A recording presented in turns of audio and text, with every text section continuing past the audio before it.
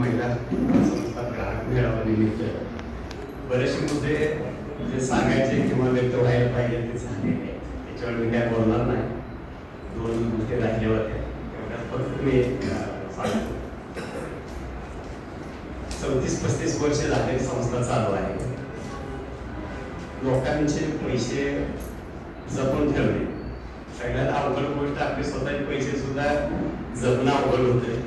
हे लोकांचे पैसे संस्थेनं जपले, नुसते जपलेत असं नाही तर त्याच्यावर व्याज दिले. तर व्याजात तुमच्या लक्षात येत ना, म्हणजे वयस्कर मुलं आहेत निवृत्त वगैरे, त्यांना म्हणजे व्याज ही म्हणतात ना, त्याची काय किंमत आहे ते त्यांना कळते. एक मुदत त्याने ठेवल्यानं त्यांचं सुरक्षित राहतंय आणि प्रत्येक महिन्याला काही ना काय त्याचं जे काय 10% 9% व्याज आहे, व्याज त्यांना कंटिन्यू मिळत राहते. ही सुविधा 34-35 वर्ष आपण चालू ठेवलेली आहे. बऱ्याच जणांनी बोलण्यात आलं की 5,000ला कर्ज घेतलं, 5,000 कर्ज घेतलं सुरुवातीला आणि ते 20-25 लाखापर्यंत सुद्धा आता ते घेता येतं. हे कसं टप्प्याटप्प्यानं होतंय हे लक्षात येतंय. बऱ्याच जणांना कागद नसताना किंवा स्थावर नसताना मी लहान मोठी कर्ज दिले असं बोलण्यात आलं.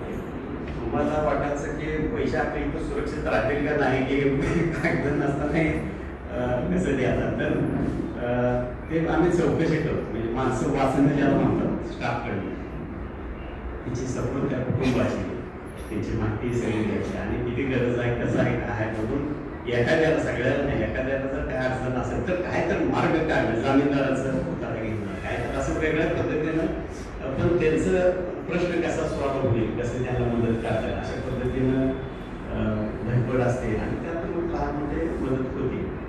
त्याच्यामुळं दोन्ही पद्धतीनं ठेवीचंही काळजी आणि कर्ज वसुलीचंही यंत्रणा अशा पद्धतीनं चालू आहे.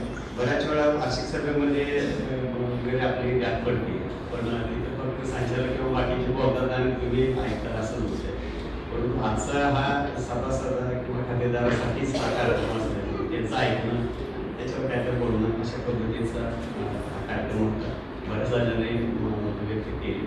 एक पतसंस्थेचा भाऊच्या नंतर सल्लागार किंवा त्यांचा बरोबर असं म्हणून मलाही तो बरं वाटतं. सगळे आनंदी द्या, त्याच्याबद्दल तुझे आभार मानून माहिती सांगतो.